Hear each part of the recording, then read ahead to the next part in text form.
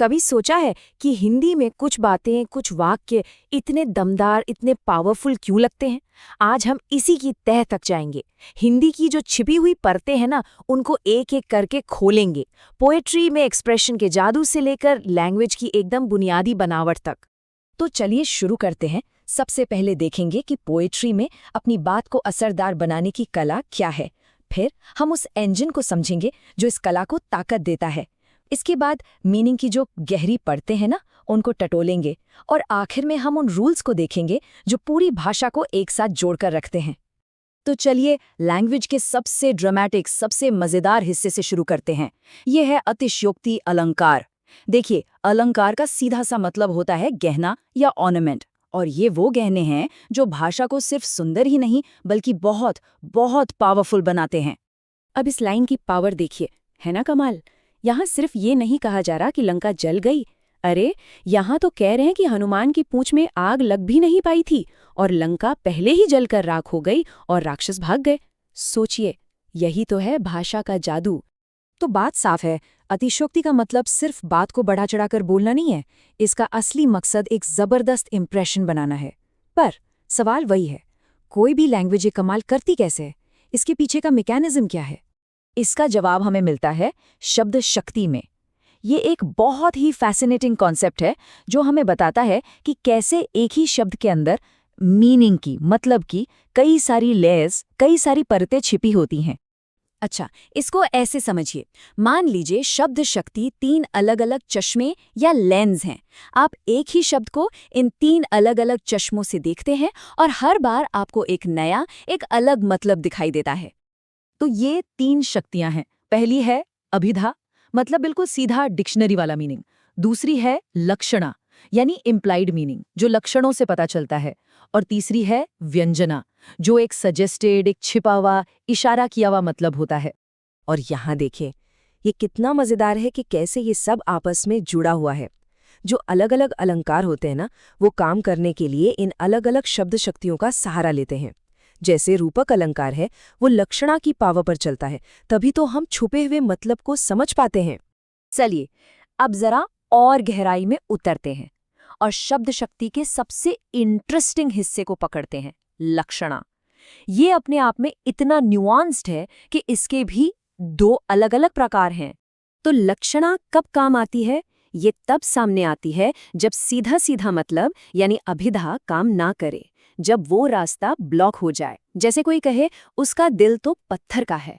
अब हम सब जानते हैं कि किसी का दिल सच में पत्थर का तो हो नहीं सकता, तो हमारा दिमाग फौरन एक छुपे हुए मतलब को ढूंढने लगता है।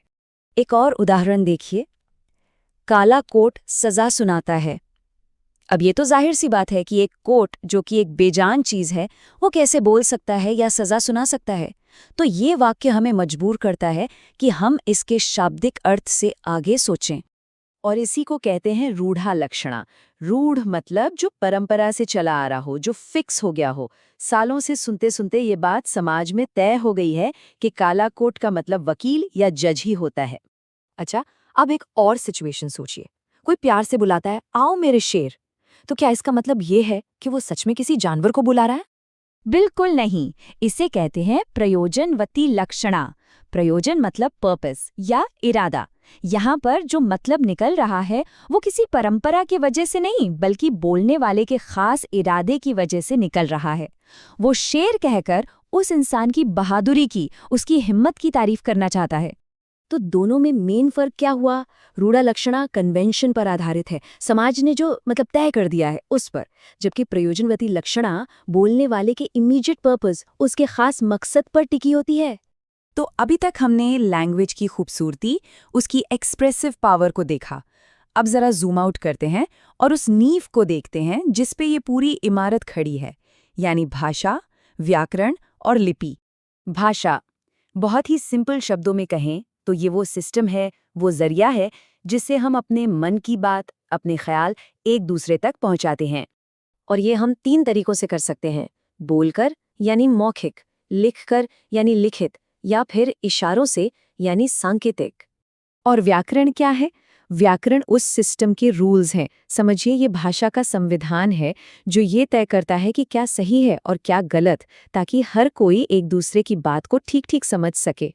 और इस संविधान के मतलब व्याकरण के 4 मेन पिलर्स हैं। ये हमें सिखाते हैं कि आवाजें यानी ध्वनियाँ कैसे काम करती हैं, उनसे शब्द कैसे बनते हैं, उन शब्दों को सही क्रम में कैसे रखा जाता है और फिर उनसे सही-सही वाक्य कैसे बनाए जाते हैं। और आखिर में आती है लिपि। लिपि क्या है? ये भाषा का रिटन फॉर्म है, उसका विजुअल रिप्रेजेंटेशन। जो कुछ हम बोलते हैं उसे लिखने के लिए जिन चिन्हों का, जिन कैरेक्टर्स का इस्तेमाल होता है, वही लिपि है। और हाँ, हर भाषा की अपनी लिपि हो सकती है। जैसे हिंदी और संस्कृत के लिए देवनागरी है, इंग्लिश के लिए रोमन है, पंजाबी के लिए गुरुमुखी है और उर्दू के लिए फारसी।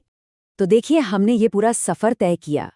काव्यात्मक बढ़ा चढ़ाकर कहने की कला से लेकर अर्थ की शक्तियों को समझा और फिर भाषा की बिल्कुल बुनियादी बनावट तक पहुंचे। ये सब मिलकर हमें दिखाते हैं कि कैसे भाषा की जो खूबसूरत एक्सप्रेसिव परतें हैं वो एक बहुत ही लॉजिकल और स्ट्रक्चर्ड फाउंडेशन पर टिकी हुई हैं। तो अब ये सब जानने के बाद एक सवाल मन में आता है, जब हम अपनी रोज़मर्रा की बातचीत में शब्दों का इस्तेमाल करते हैं, तो क्या हम उनकी इस असली ताकत के बारे में सोचते हैं कि हमारे कहे हुए शब्दों के पीछे कितनी सारी परतें, कितने सारे मतलब छिपे हो सकते हैं?